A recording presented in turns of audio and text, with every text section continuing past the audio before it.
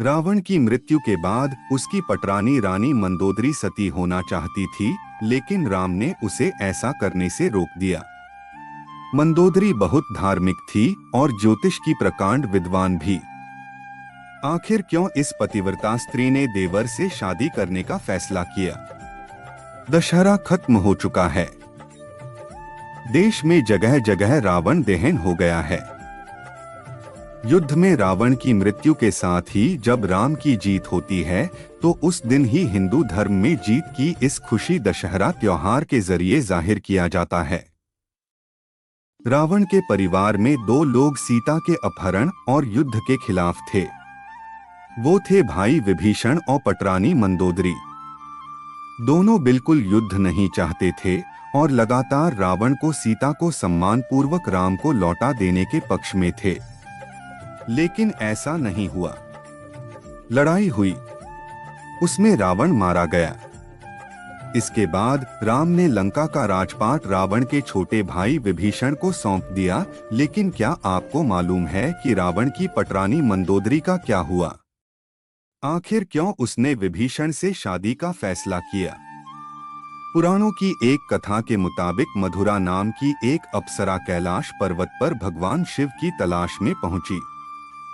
तलाशते हुए जब वो भगवान शिव के पास पहुंची तो उसने वहां पार्वती को न देखकर शिव को रिझाने के प्रयास शुरू कर दिए।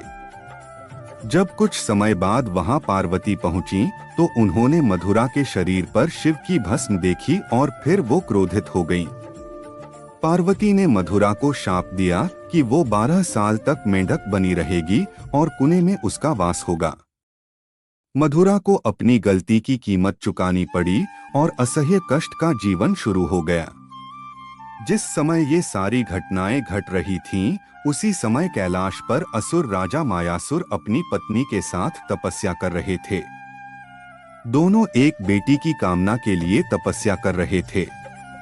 12 वर्षों तक दोनों तप करते रहे। इधर मधुरा के शाप का जब अंत हुआ तो वो कुएं में ही रोने लगी। सौभाग्य से असुरराज और उनकी पत्नी दोनों कुएं के नजदीक ही तपस्या में लीन थे। जब उन्होंने रोने की आवाज सुनी तो कुएं के पास गए। वहां उन्हें मधुरा दिखी जिसने पूरी कहानी सुनाई। असुरराज ने तपस्या छोड़कर मधुरा को ही अपनी बेटी मान लिया। मधुरा का नाम बदलकर मंदोदरी कर दिया गया। महल का जीवन और रावण से मुलाकात। असुरराज के महल में मंदोदरी को राजकुमारी का जीवन मिला। वो अपनी नई जिंदगी में बेहद खुश थीं। लेकिन इसी बीच उसकी जिंदगी में रावण की एंट्री हुई। मंदोदरी के पिता मायासुर से मिलने रावण पहुंचा। वहीं उसने मंदोदरी को देखा और मोहित हो गया। उसने मायासुर से मंदोदरी का हाथ मांगा। मायासुर ने ये प्रस्ताव ठुकरा दिया तो क्रोधित रावण मंदोदरी का अपहरण कर लाया। दोनों राज्यों में युद्ध की स्थिति बन गई। लेकिन मंदोदरी जानती थी कि रावण उसके पिता से ज्यादा शक्तिशाली शासक है। इसलिए मंदोदरी ने रावण के साथ रहना स्वीकार किया। सीता अपहरण का विरोध। मंदोदरी का चरित्र रामायण में बेहद नैतिक दिखाया गया है।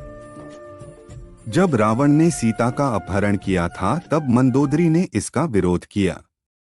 मंदोदरी बार बार रावण को ये समझाने का प्रयास करती रही कि दूसरे की पत्नी का अपहरण अपराध है। लेकिन रावण नहीं माना। आखिरकार राम के साथ युद्ध में रावण की बुरी पराजय हुई। वह मारा गया और मंदोदरी विधवा हो गई। विभीषण के साथ विवाह। रावण की मौत के बाद भगवान राम ने मंदोदरी को विभीषण से शादी का प्रस्ताव दिया था। उन्होंने समझाया कि विभीषण के साथ मंदोदरी की जिंदगी बेहतर रहेगी।